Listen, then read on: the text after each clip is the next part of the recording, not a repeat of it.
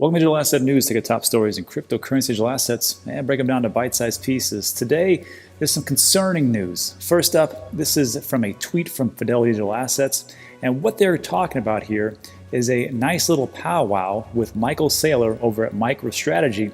And it looks like they're going to get the whole band back together and tell all the corporations exactly how to play Bitcoin and the cryptocurrency market. This will lead us into a nice little interview with ARK's Cathie Wood, where it's pretty bullish about what's going on in the Bitcoin market. And those are the good news. Then on top of the other part, of the flip side, we've got a little bit of FUD. Guggenheim's CEO or CIO expects Bitcoin to drop to $20,000. We'll take a look at why he may have said that and is talking so negatively about the price action of Bitcoin. And we'll finish up with our friend over there at Goldman Sachs CEO, where he states regulators should be hyperventilating at Bitcoin's success. So we'll take a look at all those articles, but first, let's take a look at what's going on in the market. So today, not so much of a great day. It is January 27th. It is about 10 a.m. El Paso, Texas time, so not too shabby. We'll take a look here. $30,000 for Bitcoin. And it's dropped 4% in 24 hours and 15% for the week. So maybe all this FUD talk could have some legs. I'm not for sure. No, I'm just kidding. It's really not too much to it, and I'll explain why.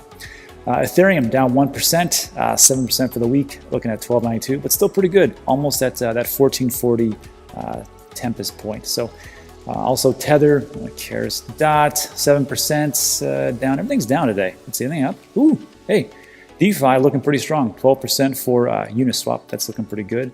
Wrap Bitcoin, 6% for Aave, one of my holds, finally breaking the top 15. I think that is a top 10 project. And all the things that it could potentially do, it's giving it a run for the money for between Aave and synthetics. And we'll see how it all works out. 3% for synthetics. Zem, 2.6, nothing really good. That's about it. So that's what's going on in the market. Not a great day. But again, the volatility is essentially what we all signed up for. If you're not really familiar with cryptocurrency assets, first of all, welcome. These are the things that go on every single day. You could have a nice little upside of 20, 40%, and you could also have a downside of 60%, cryptocurrency. So that's what's going on. Let's jump into today's top story. So first of all, this came through my Twitter feed. This was on January 25th, so a couple of days ago. And Fidelity states, and Fidelity, if you don't know, they're a pretty massive organization. They've got trillions of assets under management, and they have their own digital assets department. And they said that they are excited to participate in the MicroStrategy Bitcoin for Corporations presentation. I was like, what the heck is that? And there was actually a link to it that I found, and it looks something like this. This is on the MicroStrategy website. You may be familiar with this gentleman's face right here. That is Michael Saylor, the CEO.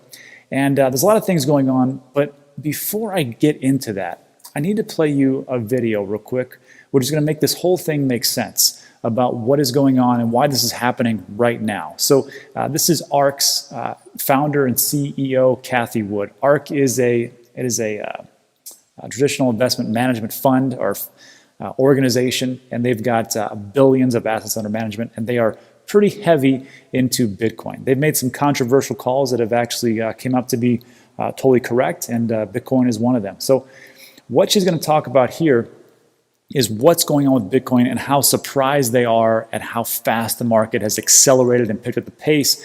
And then that's the first part. And the second part she's going to talk about is a nice little price prediction, which everybody loves, but it's going to make total sense when she talks about the volatility of Bitcoin and what institutions need to do to make sure it does not become so volatile. So let's just take a quick listen.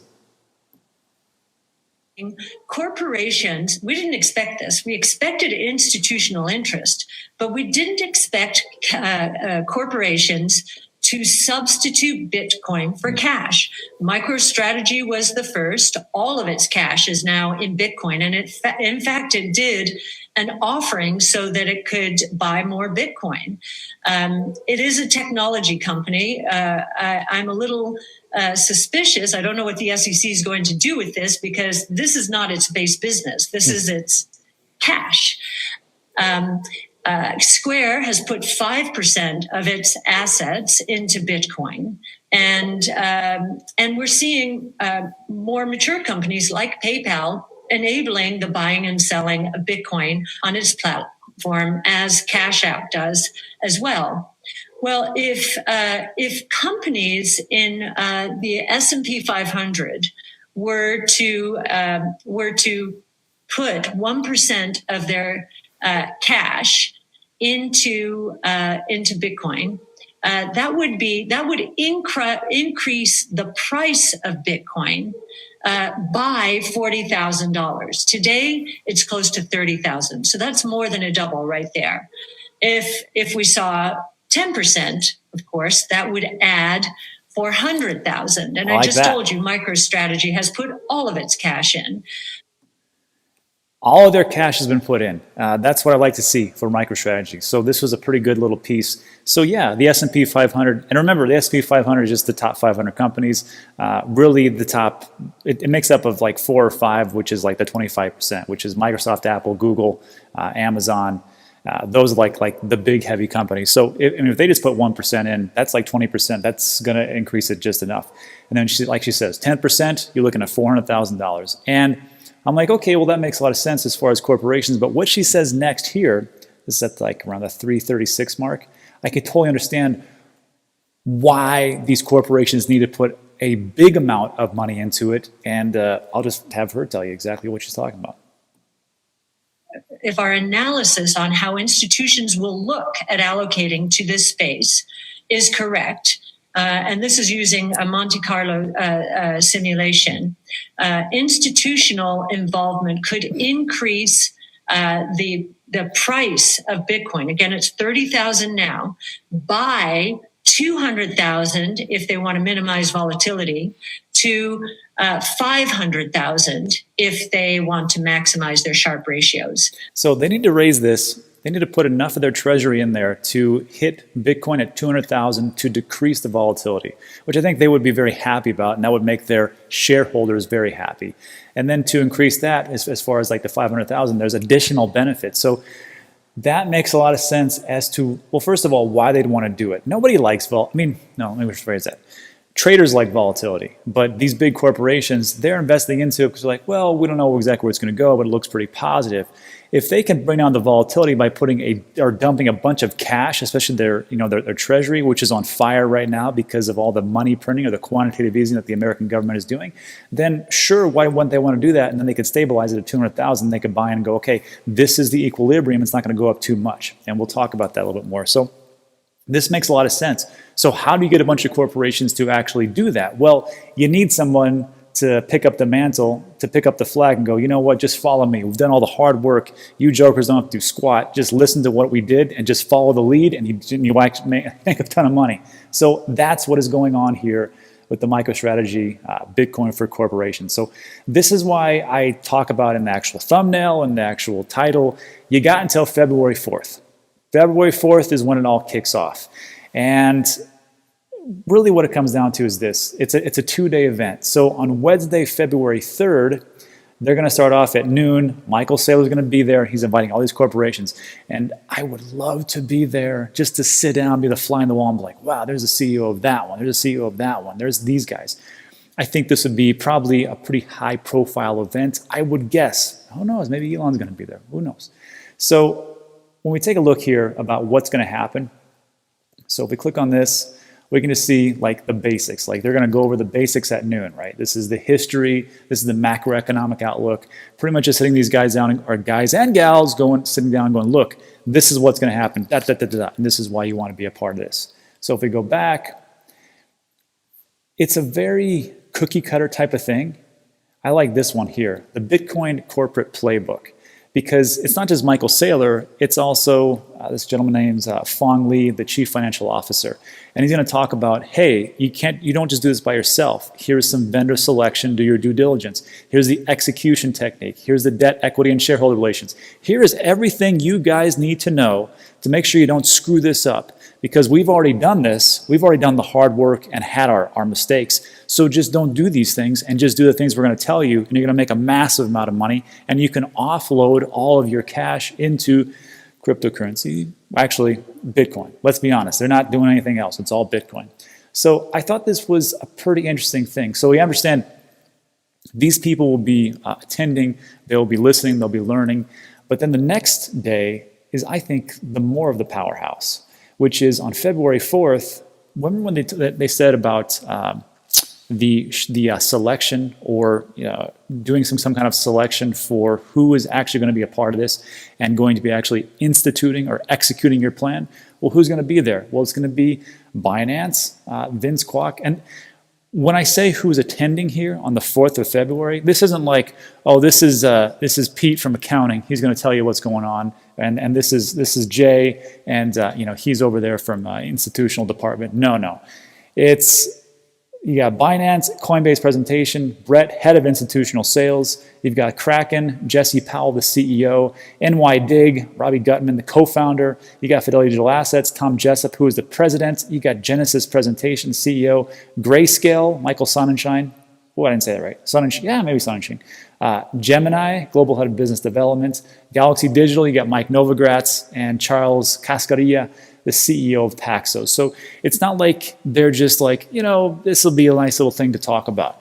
Every big gun is going to be there because they want to make sure that these huge entities, these institutions, these corporations that are going to sit down, they want their business. And they want to make sure that they go with them and they will institute exactly what Michael Saylor is talking about. This is a pretty good organization of how they're going to actually institute this at a very high level. So when I took a look at this, I'm like, yeah, February 4th is the kickoff. Now you have to understand something. Some corporations and some entities, they've already been planning this. They've already been doing these things, so they're pretty much ready. But they need a playbook. They need something that's a little bit more safer, and that's what Michael Saylor's got. So I don't know if he's charging for this, maybe not. I have no idea. But so some of these guys are going to jump in feet first, and they're going to make a big splash. Others are going to take a little bit more time, and some are not going to institute this at all. So do I think that Bitcoin on February 5th will be $100,000? No. But I will just say this. I believe that this is the time when everybody starts to kick this off, and they all are going to get in. But here's the thing. If you're there and you're a CEO and you're looking around going, where's all these CEOs? Damn, there's a lot of people here. I better get on this, because now you start to feel the FOMO, like if I don't get my grubby hands on Bitcoin, then all these jerks are going to get theirs and the price is going to go up. You can only buy so much on OTC. So if it was me looking around, I'm like, you know what? Make sure this happens. And I would go from there. Now, having said all that, it really comes down to the point of how are they going to make sure that the price stays low? Well, what MicroStrategy did is they worked with Coinbase and they bought these microtransactions. It was over the course of like 2 or 3 weeks, where they would buy like 0.13 Bitcoin here, and then 5 seconds later it'd be 0.008 Bitcoin there. It was little small amounts for like 3 weeks until they got up to their $425 million price range, and they've done it even more so. So there's only so much Bitcoin to go around, and Grayscale has bought up. Well, actually, at one point, it was between Grayscale and PayPal. They had bought up all the daily supply that was coming out for Bitcoin, which is around I want to say 900 million. Is that right? No, it can't be right. It was a lot. And then 90 million, something like that. And then all of a sudden, then they said, you know what? We're going to buy a ton more. And they bought like 13x of the daily supply. And now the race is on. So once these people get in, this will be a dangerous deal because the price will start to go up. So what do they need you to do? They need you to sell all your Bitcoin as fast as possible. And how do they do that? Well, they do stuff like this. So this was from Guggenheim. The chief investment officer expects Bitcoin to drop to 20,000. And this was, again, Scott Menard. He's the CIO. He believed that the top was in at 42,000. He says, I think for the time being, we probably put in the top for Bitcoin for the next year or so, and we're likely to see a full retracement back towards the $20,000 level. So this could be true. And when I was actually on Alex Mascioli's show, CJ from Market Rebellion, he was talking about a retracement to $20,000 level. But here's the thing. Which comes first, the chicken or the egg? Because in these types of situations, when you have a pretty high-profile Guggenheim, which they have billions of assets under management, and they're saying, you know what, we think Bitcoin's going to go down to 20,000. Then all of a sudden, it's like a ripple effect, and then before you know it, it does go down to 20,000. So the thing is, I believe that this whole market a lot of this market is moved by whales and news and sentiment, essentially. So I think stuff like this, if you have enough of this, then you get people who sell. And we saw that with BitMEX when they said, oh, there's a double spend issue. And then all of a sudden you will see reports of people selling their Bitcoin. It's like, oh, Bitcoin sucks. It doesn't even work because there's a double spend issue. And then later on they go, guess not. And then so I was like, good job, BitMEX, because you just screwed a lot of people out of a lot of money by doing that, because they just sold their cryptocurrency digital assets. And then, of course, maybe you did that for a reason because you want your buddies to get in. I'm not going to say that's what it is. Don't sue me. But it's just hearsay. It's just my opinion. Who knows? So there is that part. And I just don't know about this. So I don't think it's going to retrace at like 20,000, but I've been wrong before. But here we are. Anyhow, despite Menard's bearish short-term Bitcoin prediction, the CIO apparently still maintains a stance that one Bitcoin's worth 400,000. So he's like, yeah, it's going to go to 20,000, but it's going to be worth 400,000 in the future. And that's the problem when people make these predictions. They don't say when it's really going to be. And it's like, well, Bitcoin could go to a million. When's that going to be? In the future. When's the future? Later. Tomorrow. So it's like, okay. Me personally, I think it's going to 150,000 this year, 2021. I think Ethereum's going to $10,000 this year, 2021. I think Theta is going to, what did I say, like $20, something like that, this year. I don't think, I think it's going to be pretty slam dunk type of thing, and that's just my opinion. So you'll have these types of stories, these things will come out, and what they're trying to do is to separate you from your cryptocurrency. And like I've always said, this is going to be the year, and I think everything kind of is going to start to kick off on February 5th. So on top of that, let's not forget this little sweetheart. Goldman Sachs CEO, regulators should be hyperventilating at Bitcoin's success. So at first glance, I'm like, okay, maybe they should be a little bit worried. But the way that this guy was talking about it, it's like the end of the world. So while appearing on CNBC's Squawk Box on January 25th, Blankfein asserted that Bitcoin's pseudonymous nature, I always get that word wrong, makes it perfect for illicit financing, stating, you don't know whether or not you're paying the North Koreans or Al-Qaeda or the Revolutionary Guard. So here's another example of someone going, you know what, Bitcoin's used for illicit activities. Just ignore the fact that the dollar is used for 99% of all illicit activities, because that's all we had as opposed to 12 years ago. So whatever. So you have that part here, but he's gonna talk about transparency and things like that. But in all honesty, you can track Bitcoin pretty easily. You can track cryptocurrency pretty easily, except Monero. That's a privacy coin.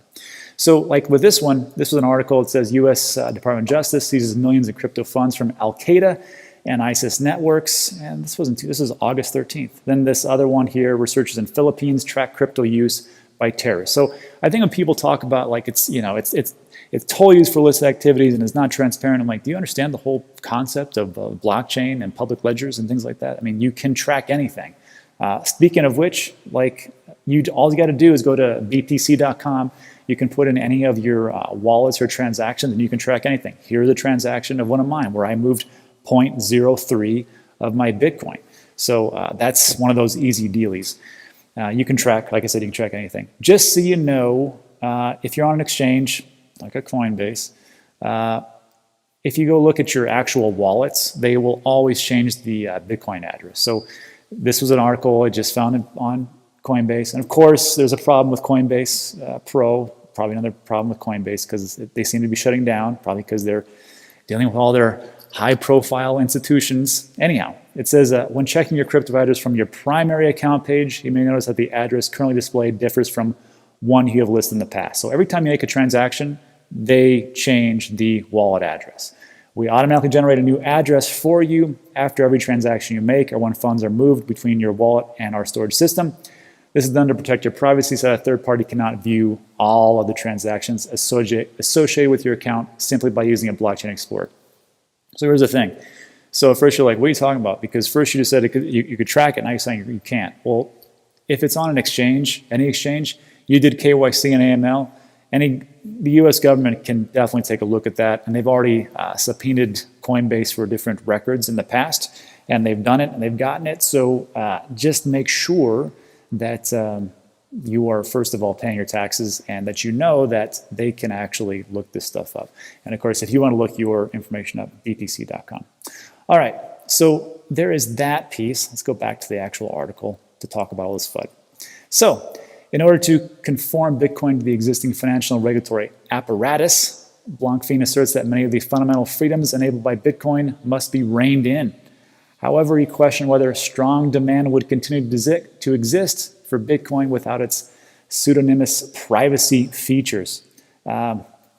First of all, there's no real privacy features. If you want to do Monero, Zcash, they can have privacy features. They can turn those on. I think Litecoin at some point was supposed to be doing that, but I'm not for sure. He said, he states this: "This could be workable, but it will undermine the freedom and liberty and kind of lack of transparency that people like about it in the first place." So that's the conundrum that Bitcoin will have to deal its way out of. So I'm like, yeah, okay, I suppose so. But there's this nagging feeling that I have, which is when you're talking about transparency and you're a bank and you're like, well, you really should have more transparency. Look, banks are regulated pretty hard, let's be honest, but they know all the rules, they know all the loopholes, and I think maybe the CEO might be a little bit worried that, hey, now we got to play by some additional rules, and we don't like that. And I have nothing against banks. I mean, I bank with USA, that one's great. All the rest of them suck. They take forever to do wire transfers. They are stuck in like the 70s or 80s, I guess, if you want to think about it. The transaction fees, like wires, are pretty pain in the butt. And I just don't like the whole way that it works. I think that if I can fax or if I can email a friend of mine in India and it gets there in seconds, why can't I move money around the world in the same way? Because it's all digitalized anyhow. It's just digital notes on a ledger. So I don't understand. So when he's talking about we need transparency, well, they don't want that. I mean, look, banks, we know, still do some illicit activities. So here's one, if you don't remember this one.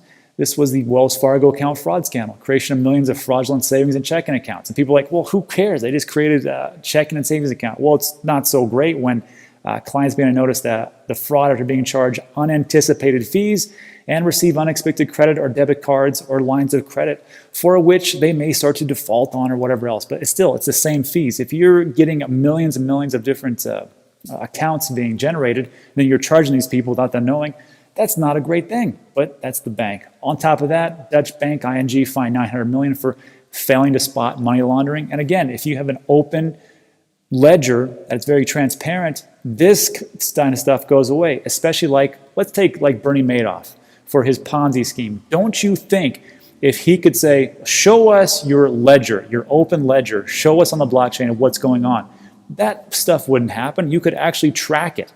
So you have something like that. You've also got Bank of America to pay $16 billion in historic Justice Department settlement for financial fraud. And then there's a new one. Actually, it's a continuation. Goldman Sachs, we were just talking about, close to $2 billion settlement over one MDB scandal. It's formulating a deal under which its Asian subsidiary, rather than what the parent company, would pay a multi-billion-dollar fine and admit guilt for having allegedly turned a blind eye while $4.5 billion was looted from its client Malaysia's sovereign wealth fund, 1MDB. So if you have something like this, and again, if this CEO from Goldman Sachs, if he knew about exactly how this is all transparent, then it wouldn't be such a big deal. And I think this is probably what ticks him off the most. This was an article that was sent to me just today. Goldman Sachs slashes CEO pay by $10 million over the IMDb scandal. So what this guy is, this was Goldman Sachs CEO. So I'm sure he's not too happy about being part of the scandal, losing $10 million of his pay. Again, this could be just one of those things. All right, so sucks for you. Black and Fine also criticized Bitcoin as a store of value, emphasizing its price volatility and the technology literacy required to self-custody Bitcoin. I will give him a point on this one. I've got a lot of different emails and comments from people who have signed up over there at danteachescrypto.com. And some people are just overwhelmed. Like, if you get, 3 kids running around, you got 2 jobs, you're trying to have a social life, and you got to figure out everything with self-custody, it's kind of a pain. And some people are like, you know what, I just put it on the exchange. I don't want to deal with it. I got only so many hours in the day. And then some people will be like, oh, well, they should just learn it because financial literacy, and this is it. Everybody's different. Everybody's got their own battles to fight, okay? So like on this one, self-custody Bitcoin, it's a pain sometimes. So when you learn everything about the nano ledger, which was supposed to be, so great, I mean, it's still great, it's unhackable so far. However, people who buy it, then unfortunately, they just had all their personal data leaked, which is their address, their phone number, their name, and stuff like that. So it's like, well, shoot, I mean, how great is this industry when I'm getting everything stolen over here? And that is just the way it is. So there's that part. Price volatility is one part. And then the last thing, when he's going to criticize the store of value comment, he says, it's a store of value that can move 10% in a day. That if you lose the code or if you lose a slip of paper, it's lost forever. Or if somebody takes it from you, how will you know? Well, it's the same thing with gold. First of all, people can steal your gold. If you have gold, you can steal anything. And then as far as like Bitcoin, I mean, unless somebody breaks into your house and knows about Bitcoin and steals your mnemonic phrase, which I will tell you, if you don't have one of those stone books, definitely pick those up. Links in the description. It holds all your passphrases, and I put in my safe deposit box. Very simple to use. So as far as like stealing, you can steal anything, but it's pretty hard to steal that. Especially, let's say, if you're in a third world country and you're traveling with paper money or you're traveling with gold or silver, easily to take. But if you have your mnemonic phrase, hopefully if you can remember that, or if you have it written down somewhere in parts and pieces everywhere else, you can travel with it pretty easy. But the next part, the store of value, I get a lot. And it makes a lot of sense, actually, because people say, well, how can you say it's a store of value when 2017 it was worth 20,000, and then 2018 it dipped down to around 5,000 or 6,000. I'm like, oh, that's a good point. However, if you take a look at store of value of what it actually is, so store of value to me, if you want to think about gold, or if you want to think of like, how about this? Let's start with gold. So gold, actually, over its 5 years, or its 1 year, it's changed about 18%. So the value from a year ago was around $1,500, then it went to 2,000. So if you bought it, and it's been fluctuating, so let's say you bought it at 2,000 and it goes down to 1,500, well, you just lost, a good chunk of that, what, 25%? So that is, if you want to say, well, it's, it's over a year, but still, you're losing value in some way, shape, or form. And it's not like gold's going to go up that much. Now, if you take a look at the 5-year price, this gets even worse. So the 5-year low was about 1,000, and the 5-year high was 2,000. So let's say, again, you buy it at 2,000, it goes down to 1,000 over 5 years. Still not the greatest store of value over it, although there is some volatility, just not as much as cryptocurrencies. So yes, you will have some volatility. And even if you take a look at like traditional stores of value, like look at, besides gold, silver's the same way. Let's take a look at art, because some people will say, well, I can have a Picasso, I can put it in there. Well, that's only what you can actually get paid for it at auction. So if somebody wants to auction it off, you bought it for 18 million, hopefully it appreciates, maybe it goes to 20 million. Like, oh, well, that's very volatile. You don't care. It's the same thing with Bitcoin. If you bought Bitcoin around March, got it for $3,000, and right now you're sitting at 30,000. That's a 10x in less than a year. I'm sure you're still not too upset. So for a store of value, it's a lot more volatile, we will say, than a gold. But really, if you look at it, I mean, over a 1 year time frame, gold's still volatile, art's still volatile. Heck, even the ones that I like, which is just buying land, that can still be volatile because it's only the value is what you can get other people to actually pay you for it. So if I buy up an acre for $100,000, and someone comes to me and I've had it for a while, and I say, I can only give you 80,000. Okay, I can either wait or I can take that offer. No, that's just what it is, lost 20%. So anyhow, so that's what we have for today. So the whole thing comes down to this.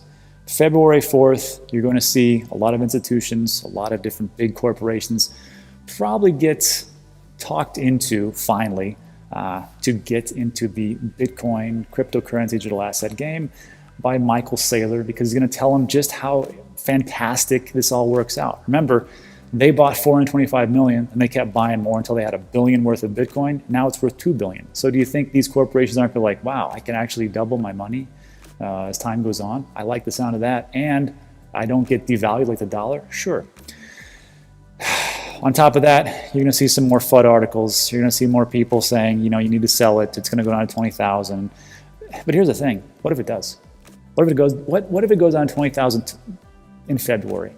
Just like, you know, and you're like, oh, well, that's it. Well, if you look at the 4-year cycles, it's still going to go up. This is the thing. People in these situations, they have it's like a mentality of like, I got to get paid now. I got to get paid today. These guys aren't looking at today. These guys are looking at 3, 5, 20 years from now. And I think that's what you really have to take a look at. Me personally, I've been in this game for going on 4 years now. It's a blip. It's a blip. It's not anything. But I think this will still be our year. Even if we go to 20,000, hell, even if we go to 15,000, 10,000, I still think 2021 is going to be great, especially with this type of news. So don't look at, like my friend Diddy says, when in doubt, zoom out and just take a look at the big charts over what's going to happen over the next 365 days, 2 years, 3 years. Anyhow, that's it for today. So if you made it this far to the video, first of all, thanks for watching all the way. I really appreciate it. If you liked the video, give it a thumbs up. Consider subscribing. I got a lot more of these as far as news. All right, so thanks so much for watching. I appreciate it. If you like these types of videos, there'll be 2 more that's going to pop up on your left and right. Let YouTube do its magic, and that is all for today. So thanks so much for watching. I appreciate it, and I'll see you on the next one.